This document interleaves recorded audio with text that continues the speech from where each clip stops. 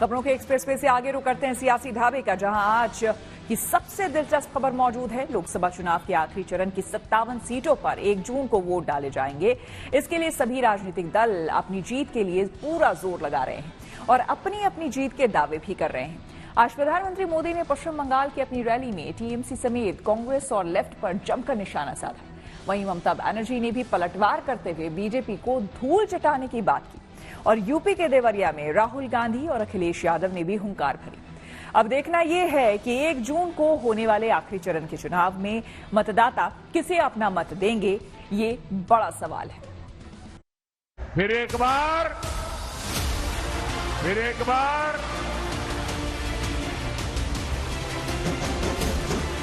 गर्मी है काफी।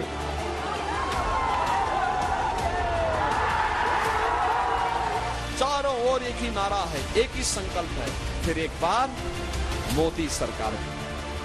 रिजल्ट के बाद पता लग जाएगा। मोदी गए, अब दीदी के खाते में 1 लाख रुपया जाए, खटाखट खटाखट खटाखट।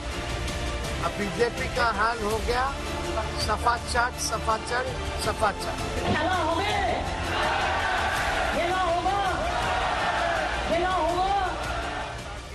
लोकसभा की लड़ाई में आखिरी दौर से पहले चुनावी नारे एक बार फिर जोर पकड़ने लगे हैं। बीजेपी अपनी जीत के दावे कर रही है और हैट्रिक के लिए पूरा जोर भी लगा रही है। पश्चिम बंगाल के बारासात की रैली में प्रधानमंत्री मोदी ने कांग्रेस, टीएमसी और सीपीएम पर जमकर निशाना साधा और कहा कि ये तीनों एक ही सिक्के के 2 पहलू हैं। कांग्रेस, सीपीएम, टीएमसी तीनों ही पश्चिम बंगाल की गुनहगार है। लोग ये भी जानते हैं कि सीपीएम को दिया हर वोट ये टीएमसी के खाते में जाएगा। ये पर्दे के पीछे टीएमसी और लेफ्ट वो एक ही सिक्के की 2 बाजू है। वहीं दूसरी ओर विपक्ष ने भी चुनावी तापमान बढ़ा रखा है। भीषण गर्मी में पड़ा लोकसभा चुनाव नेताओं को भी पानी पिला रहा है। इसका एक नजारा यूपी के देवरिया में कांग्रेस नेता राहुल गांधी की रैली में देखने को मिला, जब उन्होंने पानी से भरी बोतल अपने सिर पर उड़ेल ली और प्रधान मोदी के परमात्मा वाले बयान पर फिर चुटकी ली। नरेंद्र मोदी बायोलॉजिकल नहीं है। नरेंद्र मोदी जी ऊपर से टपक के आए हैं। उनको परमात्मा ने हिंदुस्तान भेजा है परमात्मा का काम करने के लिए। मजे की बात यह है कि परमात्मा ने उनको अदानी जी की मदद करने के लिए भेजा है, अंबानी जी की मदद करने के लिए भेजा है, मगर परमात्मा ने उन्हें किसान को मदद करने के लिए नहीं भेजा, मजदूर को मदद करने के लिए नहीं भेजा, जाति जनगणना करवाने के लिए नहीं भेजा। इस बीच बीजेपी ने उड़ीसा से लेकर पश्चिम बंगाल तक पूरी ताकत झोंक दी है। प्रधानमंत्री मोदी ने ममता सरकार को आड़े हाथों लेते हुए बंगाल की बर्बादी का जिम्मेदार ठहराया और कहा कि इसे कांग्रेस, लेफ्ट और टीएमसी दोनों हाथों से लूट रही है। आज बंगाल में ज्यादातर फैक्ट्रियां बंद पड़ी है। यहां से नौजवान पलायन करने के लिए मजबूर है। मैं जरा आपसे पूछना चाहता हूं, ये बंगाल की दुर्दशा हुई है, बंगाल की बर्बादी हुई है, ये हाल किसने किया? मैं आपसे जानना चाहता हूं, ये बर्बादी कौन लाया यहां पर? वहीं पश्चिम बंगाल की मुख्यमंत्री ममता बनर्जी ने बीजेपी पर जोरदार पलटवार किया। उन्होंने अपने समर्थकों से बीजेपी को उखाड़ फेंकने की अपील कर डाली। खेला होगा, खेला होगा, बीजेपी हटाओ, बीजेपी हटाओ।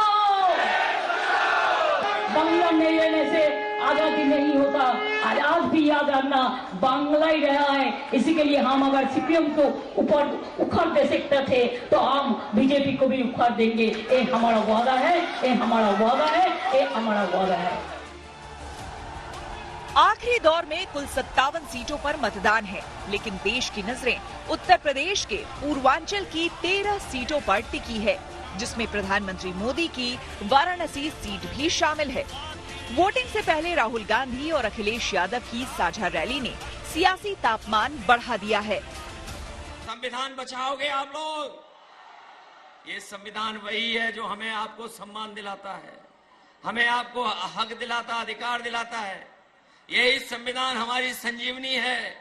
मैं अपनी बात को कहता हुआ खत्म करता हूं कि रोटी, कपड़ा और मकान, लेकिन सबसे पहले हमें बचाना है संविधान। ये आपको डराएं तो डरोगे तो नहीं, ये कुछ लालच दें बूथ के दिन तो कुछ करोगे तो नहीं,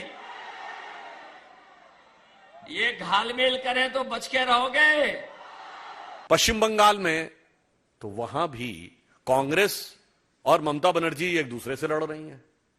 अधीर रंजन चौधरी जी के बयान देखिए, यहां तक कि वहां के कांग्रेस कार्यकर्ताओं ने खड़गे जी के भी मीडिया में रिपोर्ट आई कि उनकी फोटो के ऊपर भी आपत्तिजनक हरकत की। तो इससे बहुत साफ है कि पंजाब से बंगाल तक इंडी गठबंधन पूरी तरीके से ध्वस्त होता हुआ दिखाई पड़ रहा है इस चुनाव के अंतिम चरण आते आते। 1 जून को 7वें और आखिरी चरण की वोटिंग है। इससे पहले बीजेपी और विपक्षी दल अपनी अपनी जीत के दावे तो कर रहे हैं, लेकिन 4 जून को होने वाली मतगणना के बाद ही पता चलेगा कि जीत का सेहरा किसके सिर बंधेगा। लेकिन बड़ा सवाल ये कि क्या प्रधानमंत्री मोदी जीत की हैट्रिक लगा पाएंगे, इसे लेकर देश की निगाहें टिकी हुई है। Bureau report, good news today.